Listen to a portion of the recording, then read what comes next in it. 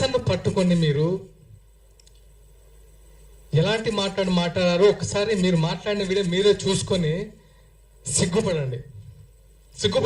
ఒక్కసారైనా సిగ్గుపడండి. ఎందుకంటే ఇంకోసారి తప్పు చేయకుండా ఉంటారు. నేను పవన్ కళ్యాణ్ గారిని అభిమానో లేకపోతే నాయకుడిగా చెప్పట్లేదు. ఒక మనిషి గురించి మాట్లాడడానికి నోరా ఇంకేమన్నా?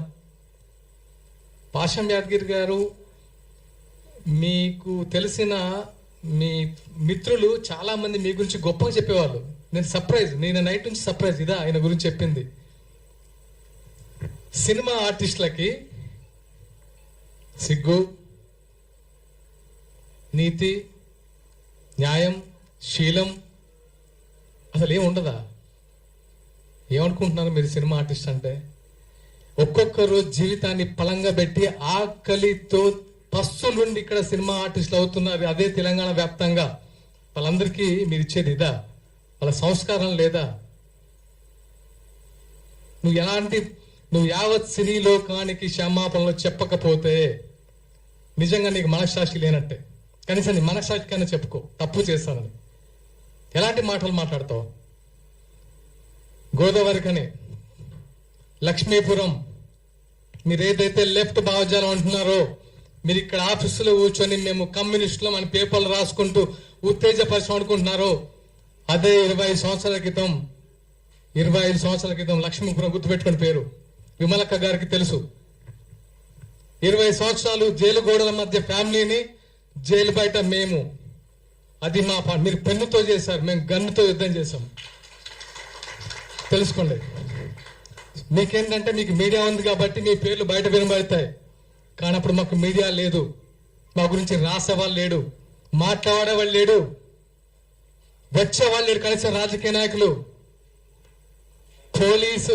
పోలీసు బూట్ల చప్పుళ్ళు 24 గంటలు విని ఉలికిపడలేసే వాళ్ళం.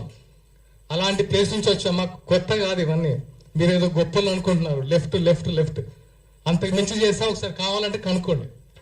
ఓకే, నాకు ప్రచార కార్యదర్శి అనే పదవి మొగలి రేకులు సీరియల్ ద్వారా నేను ఒక మంచి నటున్నాను, నాకు ఫేమ్ వచ్చిందని ఇవ్వలేదు పవన్ కళ్యాణ్ గారు. నా బ్యాక్గ్రౌండ్ తెలుసుకొని, నాకున్న కమిట్మెంట్ తెలుసుకొని ఇచ్చాడు. గుర్తుపెట్టుకోండి. ఇక్కడ మేము తెలంగాణ బిడ్డలమే. మీరు మాట్లాడే ముందు ఇక్కడ నుంచి ఇది నేను ఈ రోజుతో ముగిద్దాం అనుకున్నాను. ఎందుకంటే ఈ ప్రెస్ ఇంకెప్పుడు జనాల్లోకి వెళ్తారు బాస్? మీరు ఇంకెప్పుడు ప్రజా సమస్యల మీద మాట్లాడతారు? సిగ్గుందా? రైతుల అకాల వర్షంతో పంట తడిసి గుండెలు బాదుకుంటూ రోడ్ల మీద వచ్చి దాణే వేస్తుంటే ఇక్కడ మీరు ప్రెస్ మీట్లు పెడతారా? వాళ్ళ గురించి ఆలోచించారా? ఈ రోజైనా పవన్ కళ్యాణ్ ఆలోచించాడు. ఈ రోజు కదా, ఆ రోజు కౌలు రైతులకి సొంతమని ఇచ్చాడు. ఆ రోజు ఒక్క డేబుల్ నుంచి డబ్బులు తీశాడా? చెప్పండి. ఈ రోజు ఎంతమంది రైతులు రోడ్డు మీద పడ్డారు?